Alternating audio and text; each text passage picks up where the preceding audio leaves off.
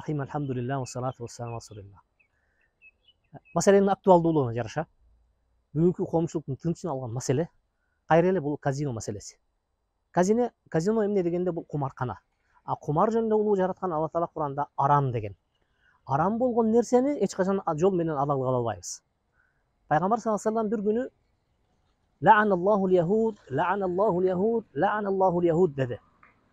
Эмнеге десе Алла Таала еврейлерге жөөттөргө каргыш айтты. Алла Таала еврейлерге жөөттөргө каргыш айтты. Алла Таала жөөттөргө каргыш айтты. Эмнеге десе Алла Таала аларга май жегенди арам кылды эле. Алар майды жебегени менен майды сатып туруп пулун жешти, акчасын, пайдасын жешти. А бирок ошол пайдасы дагы Алла Таала арам кылган болчу дейт да. Мына ошонун пайдасын жеген дагы арам дейт. Андыктан казинону кыргызстандыктар кирбейт, казинондо кыргызстандыктар ойнобойт дегени менен башка жактан келип ойногондордон түшкөн пайда деле кайра эле бизге арам болуп кала берет. Бирок эч качан бүгүнкү күндөгү дүкөндө сатылып аткан арак менен салыштырганга болбойт.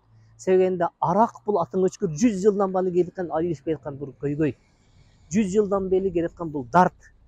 Бул дартка башыбызды оорутуп, бүгүн кантип кутулсак экен деп аны билбей атсак, бирок экинчисин дагы буга окшош эле нерсе, буга караганда жеңилирээк деп буга сунуштай салуу бул турган эле дөдөйлүк.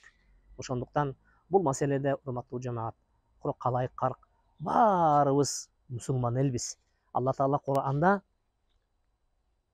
وَتَمَّتْ كَلِمَةُ رَبِّكَ صِدْقًا وَعَدْلًا لَا مُبَدِّلَ لِكَلِمَاتِهِ وَهُوَ السَّمِيعُ الْعَلِيمُ дейт. Бул деген сөз Алла Тааланын мыйзамы, Алла Тааланын түшүргөн сөзү, Алла Тааланын ыйык китеби адилеттүүлүк менен чындыкка толукталып келген. Ал баарыбызга адилеттүү болуп келген. Ак көз дебей, көк көз дебей, ак тери дебей, кара тери дебей, чоң кичик дебей, эркек аял дебей баарыбызга тең келген мыйзам.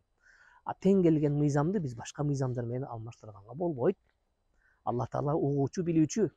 Алла Таала угат дагы, билет дагы биздин абалыбызды, келечегибизди, бүгүнкү күнүбүздү, кечеги күндүгүбүздү да билет. Ошондуктан мына ошол адилеттүүлүк менен чындыкка толуп келген мыйзам бул эч качан жөн келип калган эмес. Балким юхиллу лахумут таййибат ва юхарриму алейкумул хабаис. Силерге адалды адалдай кылып көрсөтүп бериш үчүн, арамды арамдай кылып тосуп бериш үчүн келген мыйзам. Жашооңорду түптөгөн, жашооңорду жөнгө салган, дүйнө ахиретиңерди түптөгөн мыйзам болуп келди деди. Андыктан бизге пенделердин айтканы, бизге чоңдордун айтканы, бизге байлардын айтканы сөз эмес. Ошол байлардын, чоңдордун кожоюну болгон асман менен жерди түптөгөн улуу жараткандын айтканы бул негизги көрсөтмө болуп кала берет.